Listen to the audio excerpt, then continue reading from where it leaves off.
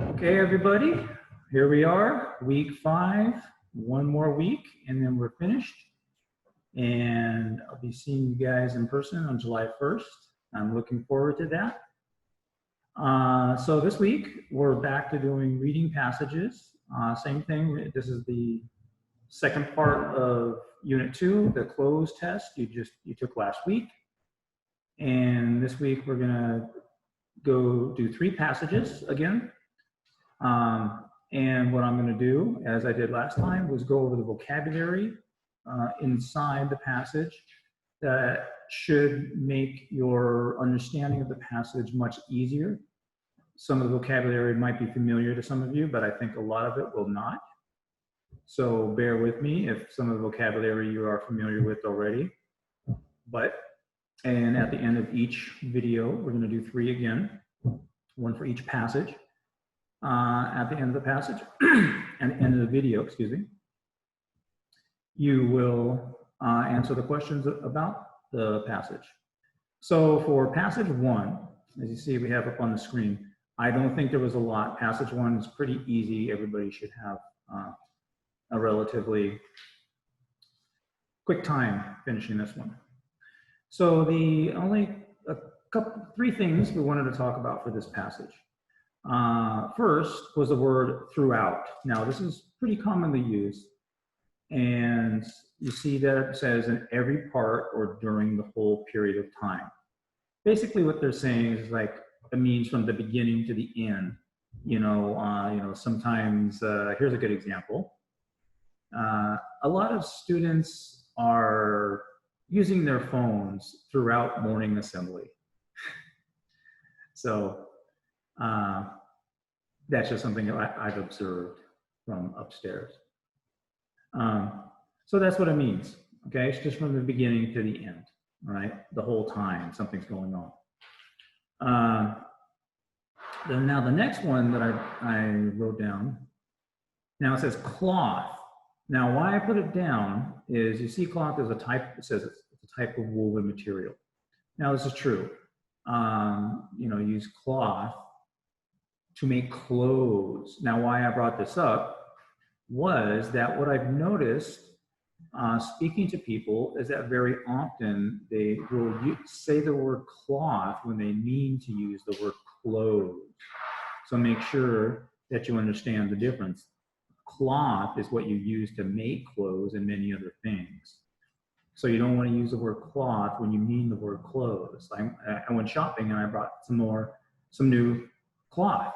No, I mean, you can buy cloth, that's true, but you probably meant to say clothes. So try not to confuse the two. And the last one that I put on here, 17th century versus 1783. Now they mentioned dates within the first passage. And one understanding that seems to be lacking occasionally is century. Now what happens here is that, see it says 1783. 1783 is the 18th century because a century is 100 years. Everybody forgets that on the calendar, the year 0 to 900 excuse me, to 90, every 100 years is a century, to 99, that was the first century. So right now, even though on the calendar it says 20,020, we are in the 21st century. Okay, so I just thought I wanted to make that clear because again, over my experience has been that fairly often this could be confused. People don't understand that. This will be relevant when it comes to doing, later on you're going to be doing some listening tests and they will mention years as well and use that phrase about when did this happen, the 18th century, the 19th century, or the 20th century. So we want to make sure that you don't confuse those, okay? So that's it for the first one. So right now what you're going to do is you're going to read the passage and answer the questions on the provided answer sheet, and then come back and watch the second video, which is going to be much longer because there's a lot of vocabulary to cover in passage 2 and passage 3. Okay, so go ahead and do that right now. I think you should probably only need probably only about 10 minutes for this one, okay? So finish up and then we'll see you in the next video.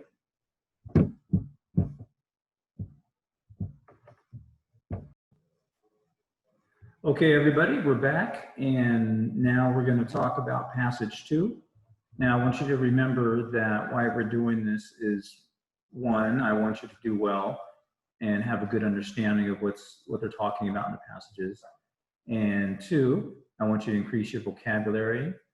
And 3, I hope you will also pay close attention to the pronunciation. Now, this one is kind of a longer passage, and there's a lot of vocabulary in there I felt that you might not understand. So be patient about it. You have this video to go back and look back on the screen on the words and their definitions.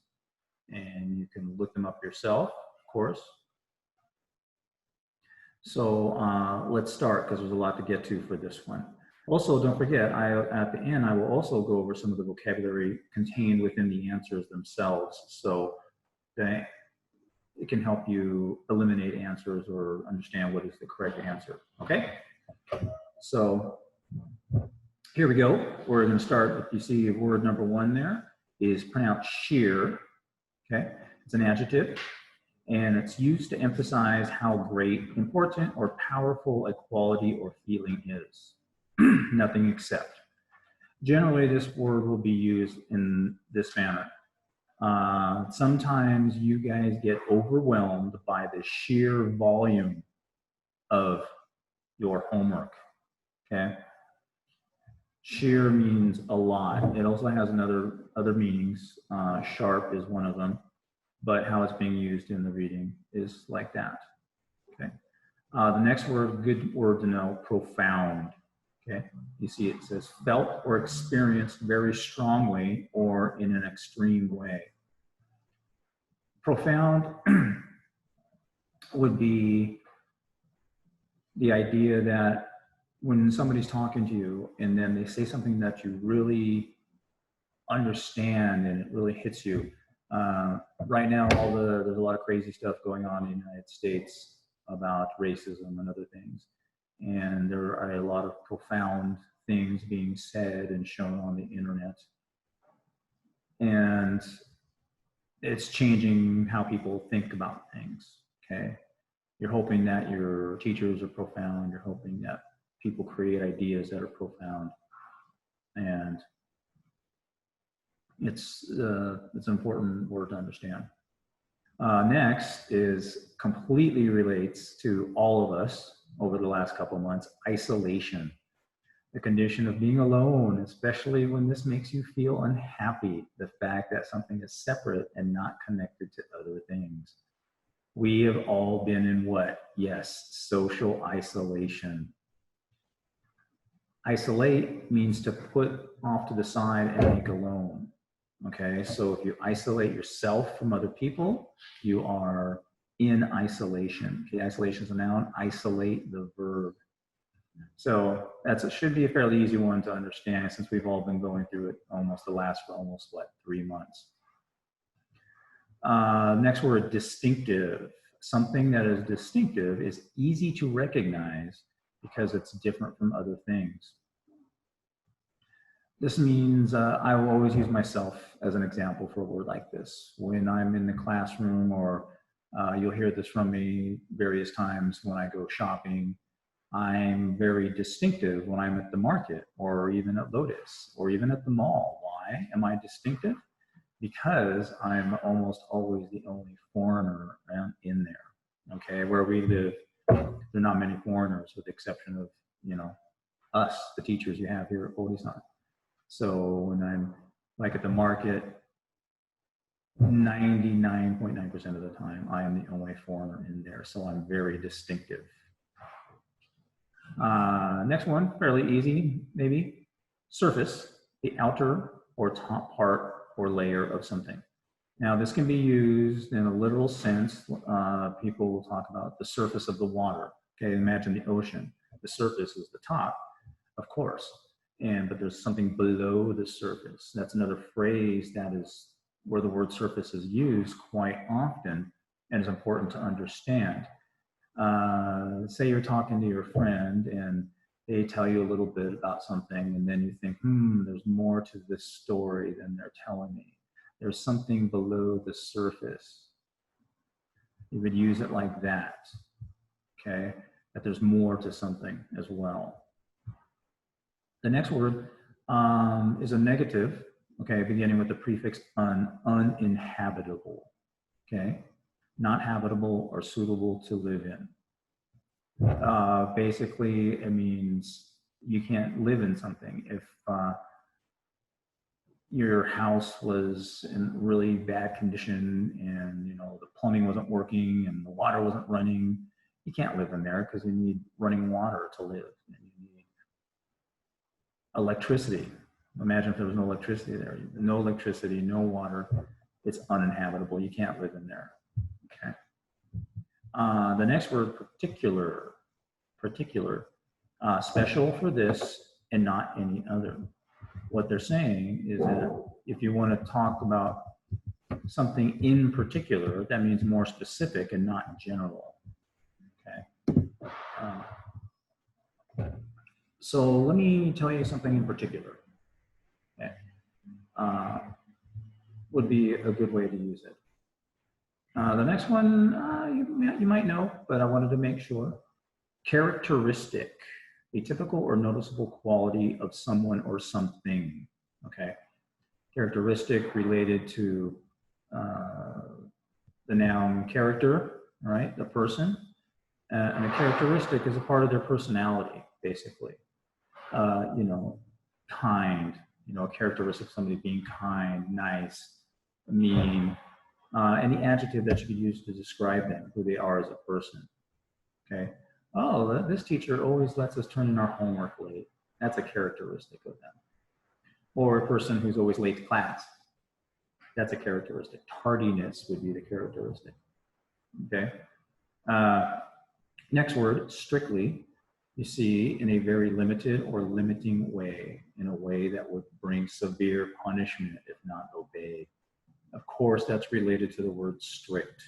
Okay, strict meaning like you really like to enforce the rules, and if your rules are broken, you're punished every time. But when strictly, people will say, well, strictly speaking, I don't want you to turn in your homework late. Okay, they're saying that there's no real flexibility to it. Okay, there's no other interpretation of the words. Circumstance. A fact or event that makes a situation the way it is. Okay. Due to circumstances, we are not able to be in school right now. What's the circumstance? Right, the virus. Okay. That's one of the circumstances that is making all of our lives pretty difficult right now. Next one, good word to know, pervasive. Present or noticeable in every part of a thing or place. So it just means, it's a fancy way to say like it's everywhere. It's within everything. Right now, the thing that's probably very pervasive in everywhere right now is the fear of getting the virus. Okay, fear would be the pervasive feeling going around the world. And now, as I mentioned before, other things going on in the United States. Now the next term was in the reading, social arrangements and cultural practices.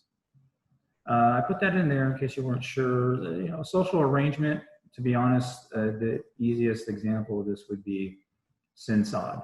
That is a social arrangement or a cultural practice that you will find in Thailand.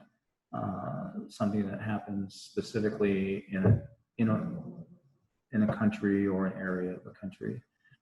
A social arrangement can be many different things. Next one is pronounced maritime colonization. Now the word maritime means connected with human activity at sea. So basically a maritime activity is, boating, swimming, everything, anything related also to boats, being about boat. Very often you will see a division, part of the government, it'd be like the Maritime Commission, something like that. And that just means it's relating to boats and other things on the ocean. So if you hear the word maritime, they were talking about something related to the ocean, to the sea. The next word, contrary, the opposite, used to show what you think or feel the opposite of what has just been stated. Now, this will be used in many expressions. A very common one is contrary to popular belief. Okay, that's saying that, you know, what I'm going to say is almost the opposite of what everybody else is saying. I don't know how familiar you are with everything that's going on in the United States right now, but what's going on is there's a big, huge thing about racism, the racial divide in the United States. And most people, or, you know, the majority of people coming out and saying, you know, racism is a bad thing, and we need to end certain practices and things like that. But then there are people who are posting videos and other things that don't agree with this point. And so what they're doing is they're stating an opinion that's contrary to what almost everybody else thinks, you know, just the opposite. Well, I think, you know, it's about, people are now saying Black Lives Matter, and now you have a group of people, some people are saying that all lives matter, and people are taking that to believe that these people are stating that they're racist. They're being very contrary to what is popular opinion right now, popular belief, what everybody's expressing publicly. Next word you'll see is, I went too far, dispersal. The action of spreading across or moving away over a large area, or of making people or things do this. Dispersal is the noun, disperse is the verb. Again, we have a real life easy example to give, is the dispersal of the virus is something that people are very worried about. Okay, you see, again, over a large area, people don't want that, they fear that. The next one is a word you probably won't hear too much, but I thought you should know. Archaeology, which is the study of buildings, graves, tools, and other objects that belong to people who lived in the past in order to learn about their culture and society. Think of it, even though it's actually called paleontology, paleontology is an offshoot, meaning it's kind of like a branch on the tree of archaeology. Paleontology is the study of dinosaurs. Archaeology is, you know, digging up, finding bones, going to old spots. A lot of archaeology is done where? In Egypt, in the pyramids. Okay. Next, conclusively. Okay. Conclusively, of course, you can see is an adverb coming from an adjective conclusive. It says without any doubt. Okay. Most people will conclusively tell you that man in Minnesota was murdered, okay, by the police. It just means you know for sure. You know, you feel very strongly that you're right about it. The next one is, it says balsa, short, but balsa is a type of wood. I was trying to find some at school and I wanted to show it to you, but basically it's just really light wood, and it's easily breakable. You can make a lot of things, or think of a ice cream stick, but imagine that just super light and just really easy to break, almost like, it almost feels like a cotton ball. And you see that it's sometimes used in making models of aircraft and stuff. So they mentioned that in there. The next word, hitherto, until now or until a particular time. Okay, you have to look at that within the context of the reading. So they're basically saying that after this, okay, so like, you know, up till now, things were this way, and now they're going to be a different way. Okay, it's singling a transition into something else. Okay, but they're telling you about what had happened before. Next one, formidable, causing you to have fear or respect for something or someone because that thing or person is large, powerful, or difficult. So a simplistic way of thinking about this word is strong, okay? Hard to overcome. Easiest example is you're trying to learn English, or myself trying to learn Thai. Learning a language is a very formidable task, okay? It means you're gonna have to work very hard at that thing to overcome it. Whether it's a social thing, a work thing, lots of different things. So if it's formidable, you know, it's gonna be tough. It's gonna be tough to do. Next one, Oasis, pronounced Oasis. I don't know if you know the band, but there's a very, very famous band named Oasis. I don't like them, but anyway. A calm and pleasant place in the middle of somewhere busy and unpleasant, okay? So think of this as what they're talking about. Let's say you're stressed out from school and your friends are kind of driving you crazy, and even your mom and dad are driving you crazy. And you need an oasis. What you need is a place to get away from all of it. A place that's like where there's no distractions, where you feel good, read a book, listen to music. And maybe that's you know, a particular park. You go to the park and go sit under the tree, and you know, you get away from everything. You know, an oasis is a place where you want to get away from everything. The more common use of the word oasis is, they'll talk about a desert oasis, because the desert is all sand, very hot, nothing there, no water, no nothing. And a desert oasis will contain water and trees and stuff like that. But this is more about a personal oasis. Pressing problems, urgent or needing to be dealt with immediately, okay? This just means not only is there a problem, okay, because we all have problems, but maybe there's something that, homework, okay? A speaking project, many different things. Due the next day. It's not just due in a week, it's due tomorrow, and you haven't started it yet. This now has changed from a problem to a pressing problem, okay? And last one, or last two, vigorous. Vigorous, very forceful or energetic, healthy or strong. Think of your grandparents. Some of your grandparents are, you know, very lively and talk a lot and do a lot of stuff and things, and they go out and they exercise, and they're very active in the community, and they do a lot of different things. They're not just doing what people stereotypically think of like older people doing, just sitting at home in front of the TV.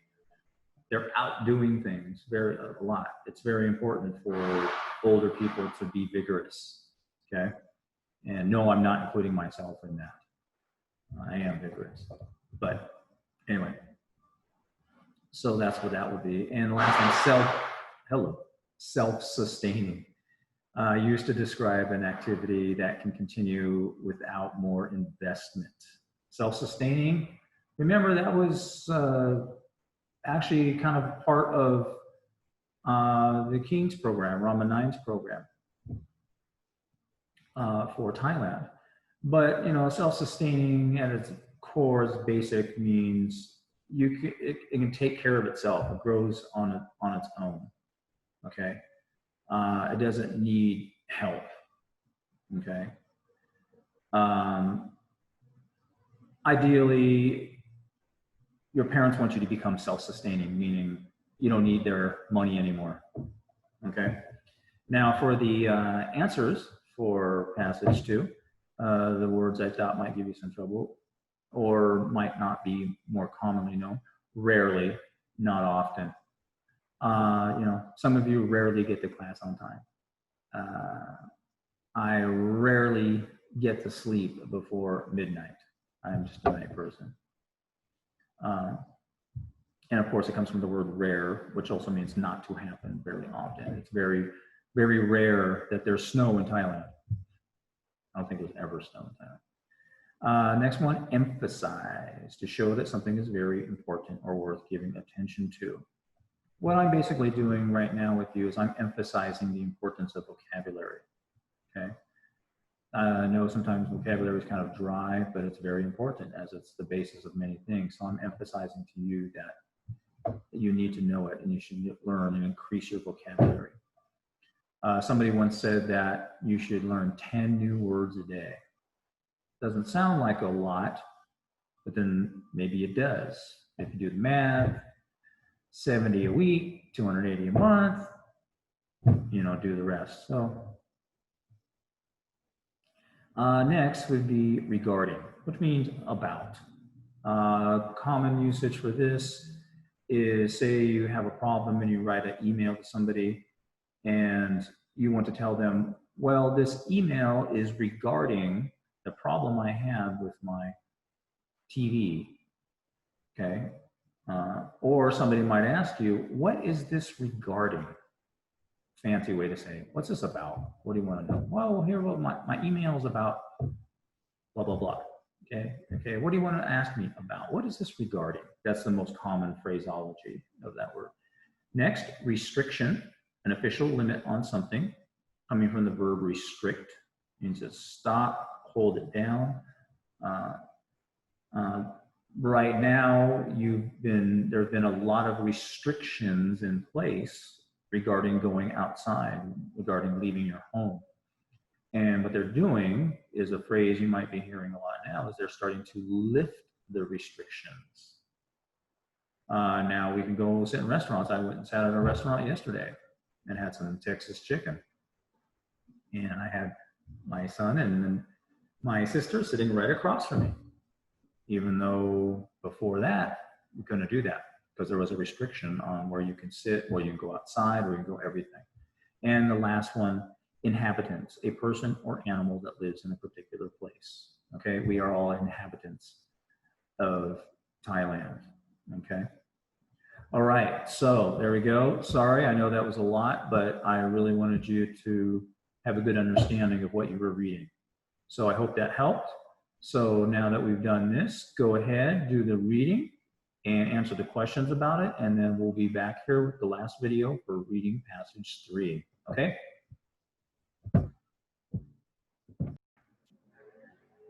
Okay, everybody. We're back for passage 3. You should have finished passage 2 by now. So let's talk about the vocabulary in passage 3. The first word is lichen. Okay. Let's see if we can show you right there. See, there's some lichens, and you see that it's a gray, green, or yellow plant-like organism that grows in rocks, trees, and walls. So you saw that, common in forests like northern Thailand. I don't know if there's a lot in our areas or the south of Thailand, but probably more moist up north. Next word, rugged, of land, wild land, and not easy to travel over. It's a difference, think of it this way, like between a smooth street and then a really bumpy street, okay? But you're not going to describe the road as rugged. You're going to describe land, okay, actual, dirt, terrain as rugged. That's the most common phrase it's used as, rugged terrain. We had to drive over some rugged terrain to get to our camping spot. Next, scraped, to succeed in getting or achieving something, but with difficulty or by a very small amount. That's one definition. Next one, to cause, rub against a surface so that slight damage or an unpleasant noise is produced. Let's see if we can get like that. I scrape the chair across the floor. You know, sometimes when there's none of the little plastic things at the bottom of the chairs or your desk in the room, and it makes that really, just horrible noise, it's scraping, okay? You could also use it in a phrase to say like, oh, how'd you do on your test? I said, well, I just scraped by. That means barely made it, right? Barely passed. And there was an irritating noise right there. Next word, bare, without any clothes or not covered by anything. Bare can be used a lot of different ways. You can say, oh, when I'm not wearing my hat, I feel bare, because you know some people like to wear hats or glasses, like that. It's also a verb, and you could talk about the expression to bare your soul to somebody means to expose and share everything. Because you're uncovering, you're letting everything out, you're sharing everything, so you're uncovered, you're not protected. Next one is an avalanche. I don't think there's a lot of avalanches in Thailand. You see, but there's a couple of definitions. I put the more meaningful one first. Too many things that arrive or happen at the same time. Now, the more literal definition is the second one, a large amount of ice, snow, and rock falling quickly down the side of a mountain. Okay, I don't think there's very many avalanches in Thailand, but the other one you can think about is homework. Again, when you could say you have an avalanche of homework. It means you get it from science, you get it from English, you get it from math, you get it from social, all one time, a whole bunch at one time. It would be an avalanche of homework. Now the next one is minute. Now, of course, you're thinking, oh, that's the word minute, right? 60 minutes in an hour. But that is the noun. It has an adjective form, and that is pronounced minute. Minute, not minute. Minute is the noun, time. Minute is the adjective, used in spoken English to mean a very short time. Okay, so minute is like my understanding of Russian is minute, because I know one word, нет, no, two words, and da, which means yes. Нет means no. So my understanding of Russian is minute. Then you see the word hair-like. Well, it's very simple. When you add like at the end of a word, you're saying literally it's like that thing. So you can say, you know, it's desk-like, it's wood-like, it's anything. So hair-like means what? You have to think about what a hair is. Well, a hair is long and very, very thin, very, very thin. So it's hair-like. It's long and thin like hair. Next is component, a part that combines with other parts to form something bigger. Okay, you think of a car engine, think of a television, think of a computer. A computer has many, many different components, the parts that make up of a computer. Okay. Next one, you see this reading is about a lot of biology type of terms. Photosynthesis. Now, I'm sure you've all studied this in science. Most of you remember, maybe some of you don't. It says the process by which a plant uses the energy from the light of the sun to produce its own food, meaning it's self-sufficient. A plant can be self-sufficient. So you know that, but I thought I'd just throw it in there just to make sure. Okay, all plants photosynthesis. And don't forget, photosynthesis has a byproduct, which is the air that we breathe. So plants are kind of cool, pretty important. Next is manufacture, to produce goods in large numbers, usually in a factory using machines, or to invent something, such as an excuse or a story in order to deceive someone. Deceive means kind of lie, and a manufacture meaning, oh, let's say you don't do your homework and you tell the teacher some story about why you didn't do your homework. You manufacture a story. Oh, well, I was going to send it in and then my internet went out. That's a common one. Okay. Next is fungus. Various types of organisms that get their food from decaying material or other living things. Fungi is the plural of fungus. So if more than one fungus, it's fungi.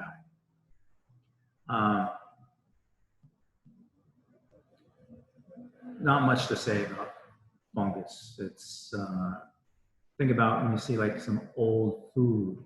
Sometimes you'll see this kind of looks like hair will start to form on the top or something like that. That's actually a fungus, and it causes some medical problems and lots of different things. Next, we have dormant. Something that is dormant is not active or growing, but has the ability to be active or at a later time. The most common use of this is we talk about volcanoes, which luckily we don't have in Thailand. But talking about a dormant volcano is a volcano that hasn't erupted for like a long, long, long time. And then suddenly it erupts. But until it erupts, it's considered a dormant volcano. But you can also use this to talk about anything that isn't here right now, but could be later. You know, maybe you have feelings for somebody you know, and they just kind of sit there and nothing happens, and then suddenly you realize that your dormant feelings have bloom and you have more than friendly feelings for somebody. Okay, so there wasn't too much with that one. Now let's go over some of the vocabulary contained within the answers. First word, establish, to start having a relationship or with communicating with another person, company, country, or organization. You know, establish just basically means to begin something. For example, Hori-san was established in 1956, was it? Something like that, a long time ago. Okay. Anything that's started, you're establishing something. You can establish a relationship. You can establish many, many things. Abundant, more than enough. Good word to know, pretty common. Before, there was a shortage of toilet paper, apparently, but now toilet paper seems to be abundant.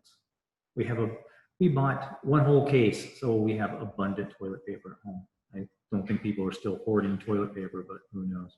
Probably in America. And then vigorous, again, very forceful, energetic, healthy, and strong. Okay, remember we talked before about your grandparents. Structure, the way in which parts of a system or object are arranged or organized, or a system arranged in this way. Okay, structure is how, like, there's a structure to what we're doing online. There's a structure to a classroom. Okay,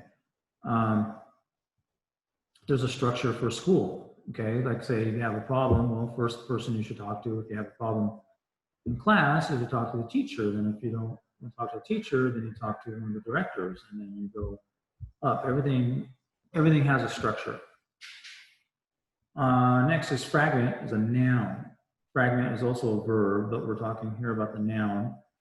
A small piece or part, especially when broken from something whole, or the verb, to break something into small parts, or to be broken up in this way.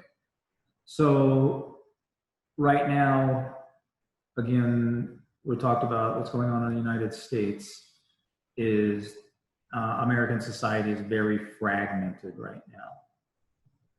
It's broken up into people who have beliefs about certain things and other people who don't believe the same things. And there's a lot of fighting and disagreements and everything. So the society has been broken up into smaller groups. That's a very, in those groups, you can call them fragments. Next, condition, which is a noun and a verb. The noun, the particular state that something or someone is in. And the verb, to train or influence a person or animal mentally so that they do or expect a particular thing without thinking about it. The noun is like, you know, if you're sick, if you're tired, okay, using an adjective, that's your condition. You know, how are you? Oh, I'm really well. Oh, how are you? Oh, I'm really sick. I have Corona-19. Okay.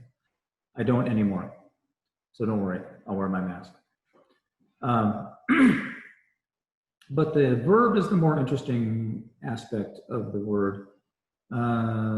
It means almost like to make you believe something, to train you to believe something. And many people in many places have been conditioned to believe certain things. And that means that you can, the easiest example would be a child. You know, a parent can condition the children to do about anything. You know, being polite, that's about instilling certain behaviors or beliefs in them. And you usually do this from a young age. And this is very commonly done in many societies.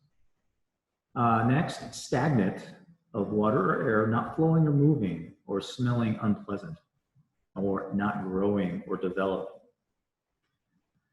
So this means, okay, the first part is about like if you see a puddle of water and then eventually you start to see like mold and stuff growing on top of it because the water is not moving. The water is stagnant. Or right now I'm actually in a room where I've turned off the air conditioner because it's so noisy. And the air in here is actually getting kind of stagnant. Imagine like closing up a room and you don't open that room for like a month and then you open the door and, oh man, that's stagnant air. But the other thing is talking about you can become stagnant as a person. Your education, your learning can become stagnant because you don't progress, okay? You reach a certain level and then you don't go higher, okay? You become stagnant, not moving, not improving. Ultraviolet is basically just a type of light, okay? I put the meaning for you. Ultraviolet light is a wavelength that is after the violet, light purple, at the end of the range of the colors, meaning the colors of the rainbow, the spectrum of colors. And that can be seen by humans. This type of light causes the skin to become darker in the sun. We don't want that, right? But ultraviolet light is the light from the sun that gives you dark skin. Be careful how you express having dark skin nowadays. Everything's changing. And next, inadequate. Adequate, remember, means enough. So inadequate means not enough, not good enough, too small in amount. Okay, many people in certain countries thought their government's response to the COVID-19 was inadequate. It wasn't enough. They didn't do enough. It wasn't enough, especially in the United States. Big controversy about it because the United States has the most cases in the world after China. Next, we have precise, exact, or accurate. And also means very careful and accurate, especially about small details. Okay, for example, if you're going to tell somebody, oh, I'll go meet you at the mall. Okay, what time? In the afternoon. Well, the afternoon goes from 12 to 6. Could you be a bit more precise, please? Oh, okay, 2:30. Right, see you at 2:30. You know, it's getting very small details down.